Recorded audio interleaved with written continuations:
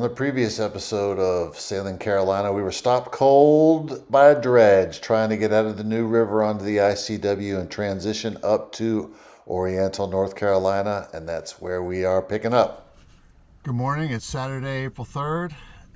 We've been boondocking here for about a week in the river because we've been unable to get past this dredge, which we're going to try again later this afternoon. There's a high tide at 2 o'clock. About 1:30, and we'll give that a shot and see if we can squeeze past it. Yeah, I've got a head mount for my GoPro, and I can't wait to show you guys the anchoring procedures a little closer up. It's pretty hilarious.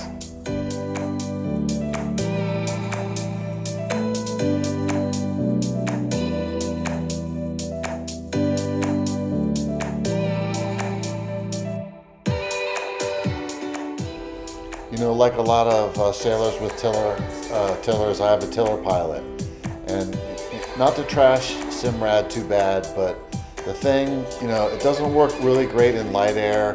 It doesn't work really great in a constrained area where it's got to have a very narrow focus, left and right limit, and it doesn't work very good in heavy air. But there's a middle ground somewhere in there where it does work. But it's not often. You'll find me tossing it aside a lot.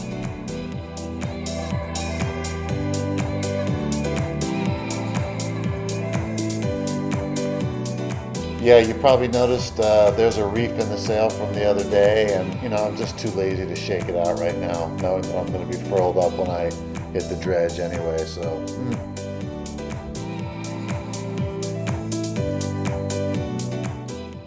This is what it's like to tack at 3.5, 4 knots.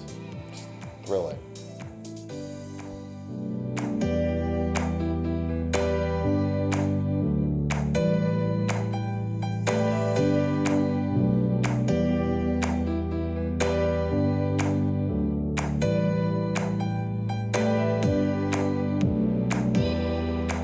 Yeah, you see the camera fall over there. I mean, I'm getting a lot more serious about these cameras now and how they work and where I want them set up, because the shots just are not good to me, and I think I can do a lot better. So just bear with me, please. I'm getting better.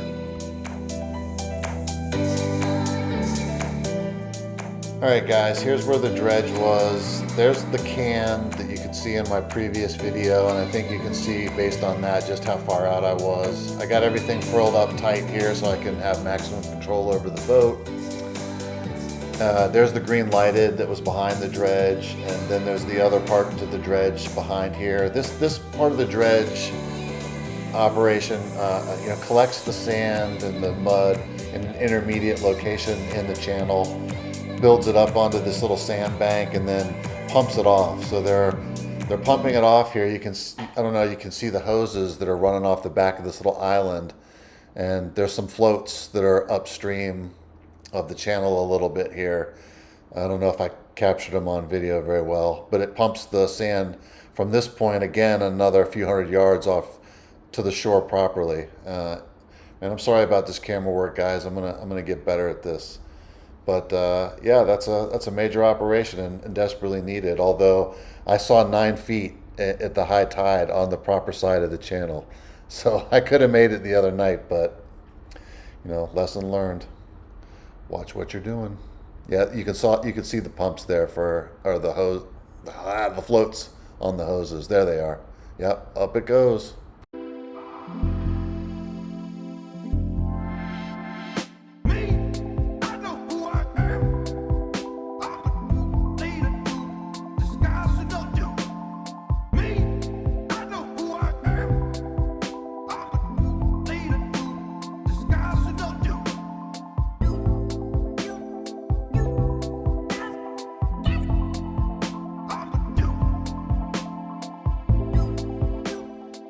Yeah, I realize these sailing angles are a little boring. I have one GoPro on my Bimini that's trying to capture what's going on, and it's really not enough.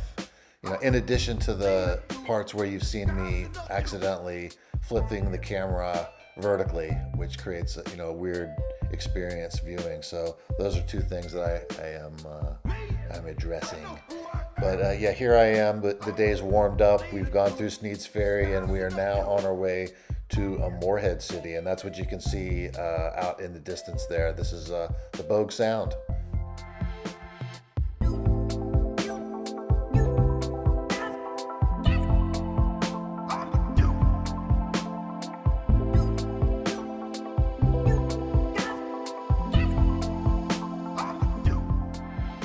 here's the greater Swansboro area where we have just transited through, and we are in the Bogue Sound. And in Bogue Sound, there are a couple places to pull off for the night to take a rest if you need to. And since it's getting dark, we're going to pull off to the one I'm more familiar with, which is Spooner Creek. Spooner Creek, have a look.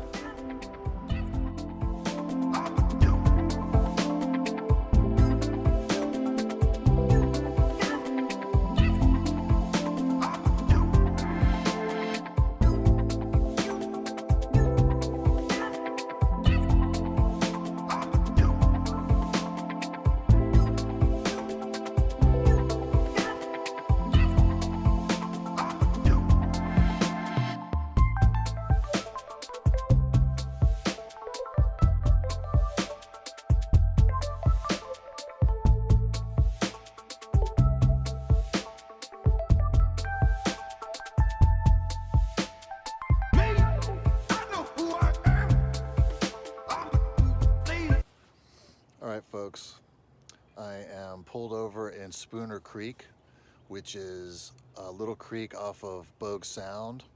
In fact, it's one of the few places that you can bail out if you get tired or if the weather gets bad.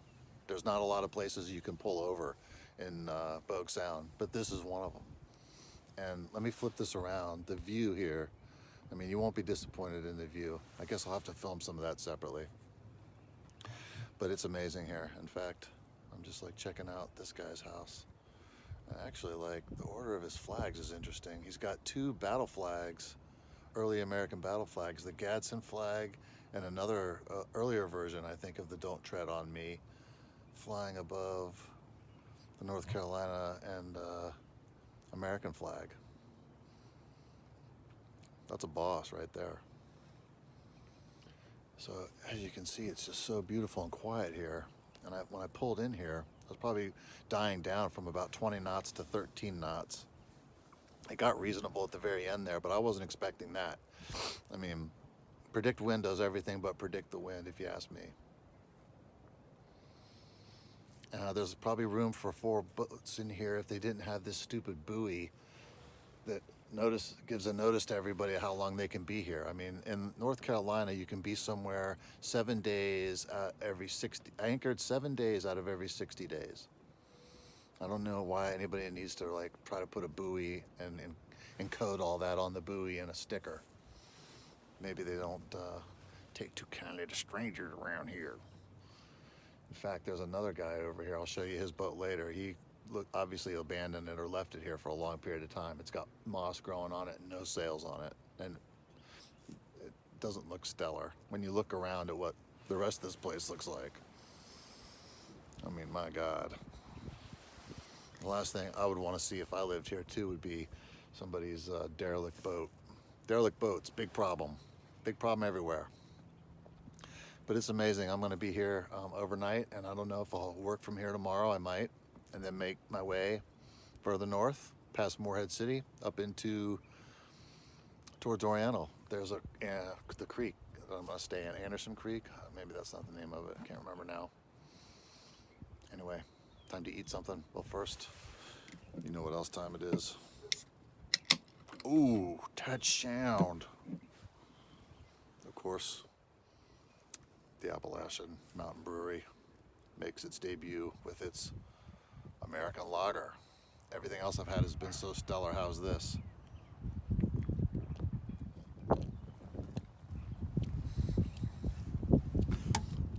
I gotta find out who these guys are. I gotta find out. They're just not normal people. They're super people. They're the real Avengers. Be a little bit of a breeze here tonight, kind of cool, but I'll survive. All right, it was a beautiful night in Spooner Creek, and the next day I had a nice breeze take me down to Moorehead City. Behind Beaufort, Moorehead City, Atlantic Beach, not the most attractive place on the earth. It's a little industrial looking. When you come through here, you'll see big city port and a lot of fishing vessels transiting to and from. But hey, that's what it is.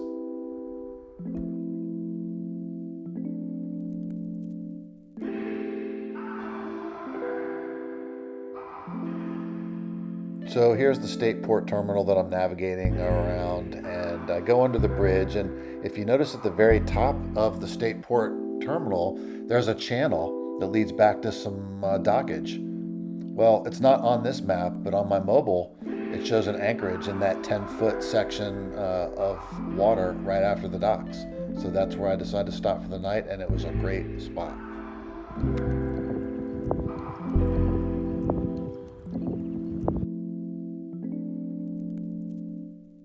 Listen, I'm not going to lie to you. I stayed there an extra day, and I fished and just hung out because the weather was nice. But I promise you in the next episode, we do get to Oriental, and I get to enjoy the town and embarrass my daughter. My daughter's having a fit because old man is going off.